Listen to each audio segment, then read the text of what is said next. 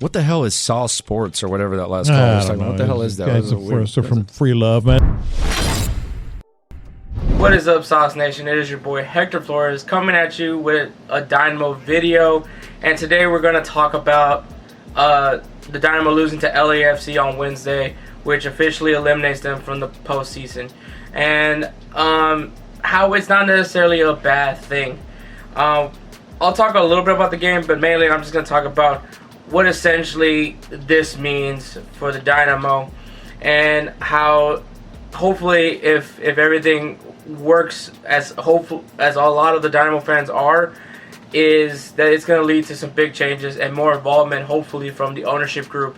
So that's going to be what the video is going to be about today. So before we get going with the topic, please go ahead and like and comment on this video. Tell me how you guys feel, as well as please subscribe to Sauce Sports TV, as we're trying to get this channel growing and giving you guys more content, whether it's about the Astros, the Dynamo, the Rockets, or any of other teams that are here in Houston, from the collegiate level, professional level, and even amateur level. So without further ado, let's get going with this video. So the Dynamo ended up losing to LAFC 3-1 in what initially looked like actual pretty decent performance by the team, and then in the second half, LAFC just showed why they're the top team in the MLS and why they're the winners of the Supporters Shield. For those who don't know what the Supporters Shield is, that is the award given to the team with the best overall record in the entire league. Does it mean anything? Not really, because obviously the real champion is going to be the winner of the playoffs. So if LAFC ends up going all the way to the MLS Cup final and wins the MLS Cup, this could arguably be the best team the MLS has ever seen. So I mean, losing to the best team isn't something I like to brag about, but I mean, they held off pretty well, and it was at LAFC. You can see how great and strong that crowd was in LAFC. I think it's Bank of California Stadium. So I mean, it's just a strong fan base. They have a very strong team. They were aggressive. They're showing you how to do it when it comes to being more of a part of, when the ownership group is more a part of the organization. For those who don't know, the ownership group for LAFC is like Will Ferrell, Magic Johnson, I think Mia Hamm. It's a long list of part owners, but obviously they're clearly involved, as they brought in, you know, big signings like Carlos Vela, Diego Rossi, and just found ways to bring in either exciting young talent or just bringing in established players that can come and instantly impact the team. And that's something that I think that this is the reason why I like this loss even more, is because it points out that the team needs a lot of work. The Dynamo came into the season with a lot of issues as far as depth goes, midfield problems. The attack was just lackluster in this season. Defense, I honestly will say, was not the worst part. Even though they lost a lot of games, I don't think it was entirely because of the defense's fault. The goalkeepers, I mean, honestly, they do the job for me. I don't really care I don't care to like go in and bring in another goalkeeper, but if they do, I wouldn't be against it either. But clearly there's a lot of problems with the Dynamo, and it also shows that Davy Arnott is not essentially the guy for it. I know he's been talking about mentality, but I just don't think that they're buying into Davy Arnott. No offense to him.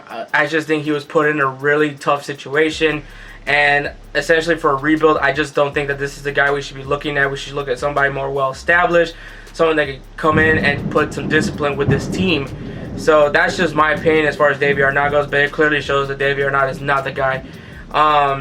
Now, with all that being said, there is 2 games remaining in the season, which probably will dictate the evaluation process for Matt Jordan, as he's going to look at the whole roster, see who he wants to try to ship out, see who he wants to try to bring in from other leagues or within the MLS as well. So this is going to be the evaluation process, seeing who's worth it and who's not. And their games are going to be September 29th at Utah against Real Salt Lake, and then October 6th for the season finale, which will be against LA Galaxy, who looks pretty strong and looks like they have a good shot at making the postseason with Zlatan Ibrahimovic. And fun fact, I'll actually be at that game. Hopefully not seeing the Dynamo lose, but it's weird because it's actually very similar to what happened last year. LA Galaxy was trying to get into a playoff position. Dynamo beat them and eliminated them from the playoffs. which ironically enough, Real Salt Lake was the team that ended up going instead of the LA Galaxy. So can lightning strike twice? We'll see on October 6th. But that's essentially what I got, man. I'm not necessarily mad about this loss. Like, I'm glad it happened because it's going to show the ownership group that this team needs a lot of work and they need to start getting more involved if they want the Dynamo to be prosperous as far as on the field and even with other issues that fans have with not only the team but the stadium as well. So yeah, I mean, that's really, it has to lead to some change, and I think that's the reason why I like that this loss happened. Now obviously I don't like losing, but the season was not going anywhere, and even if the Dynamo managed to have won out these last 3 games, a lot of other factors had to come in order for the Dynamo to get into a playoff spot. So I'm glad it just happened because, like I said, if the Dynamo were to somehow manage to make it to the playoffs, it would have just given enough validation to the ownership group that, like, hey, maybe we don't really need to get involved. And so that's what I like about this loss, and I think it was something that needed to be done. So to sum things up, Dynamo lose 3-1 to LAFC, and hopefully this loss ends up making a change in the organization. I'm mainly saying that the ownership needs to get involved. I don't know how I feel about Matt Jordan just yet, but I think if the ownership group gets more supportive for him, gives him enough resources, I think maybe we can really see what Matt Jordan can do, even though I'm not particularly fond of him. But I would give him the benefit of the doubt because some of his recent moves have been very good in my opinion.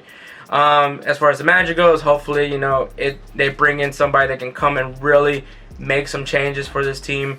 Maybe some of the guys that I listed in my video discussing possible manager candidates. And I just think that this is something that's going to cause a lot of change in the Dynamo. And if it doesn't, I'm going to be completely and utterly disappointed in the ownership group of the Houston Dynamo.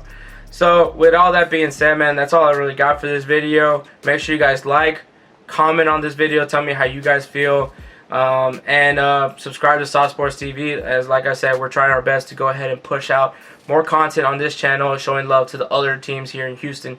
So with all that being said, man, chunking it up a deuce. Y'all stay saucy.